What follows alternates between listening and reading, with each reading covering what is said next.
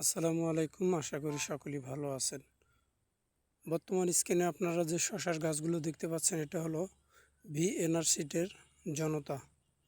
আর যে বেডগুলোতে রোপণ করা হয়েছে এই বেডগুলোতে মূলত আগে ছিল কিন্তু তরমুজ রোপণ করা ছিল। তরমুজ হারভেস্টের পর ওই বেডে আবার শশা দেওয়া হয়েছে।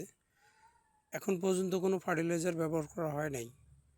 তো ফার্টিলাইজার ব্যবহার করা হয় নাই, তারপরও গাছের যে গ্রোথ আছে আলহামদুলিল্লাহ মোটামুটি ভালো আছে। তো এই গাছগুলোতে শুধু কীটনাশক এবং ছত্রাকনাশক স্প্রে করা হয়েছে, এর ছাড়া আর পিজিআর কিছু ব্যবহার করা হয়েছে। তো পিজিআরগুলো ব্যবহার করা হয়েছে আর আপনার ব্যবহার করা হয়েছে কীটনাশক এবং ছত্রাকনাশক। তারপর এই গাছগুলোতে এখন পর্যন্ত আর কোনো কিছু ব্যবহার করা হয় নাই। তো গাছগুলোর বয়স প্রায় 19 দিন, 18 থেকে 19 দিন বয়স হচ্ছে গাছগুলোর। এই গাছগুলোতে মূলত শশার জালি চলে আসছে। তো দেখা যাক দ্বিতীয়বার এই বেডগুলোতে মানে এক বেডে যে দ্বিতীয়বার আবার বীজ রোপণ করা হলে এখন পর্যন্ত কোনো কীটনাশক দেওয়া হয় নাই। তো এটাতে ফলন কীরকম আসে মোটামুটি এটার আপডেট আমি দিব এই চ্যানেলে।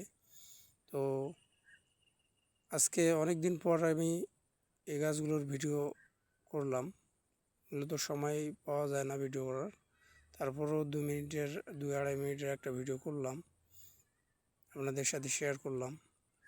তবে আশা করা যায় যে একটা ভালো ফলন পাওয়া যাবে, তার কারণ গাছের যে কন্ডিশন এখন পর্যন্ত আমি দেখতে পাচ্ছি।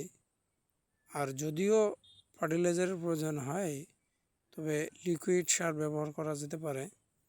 আর লিকুইড সার যদি আমি ব্যবহার করি অবশ্যই আমি একটা ভিডিও দিব লিকুইড সার কীভাবে দিব গাছের গোড়ার মধ্যে।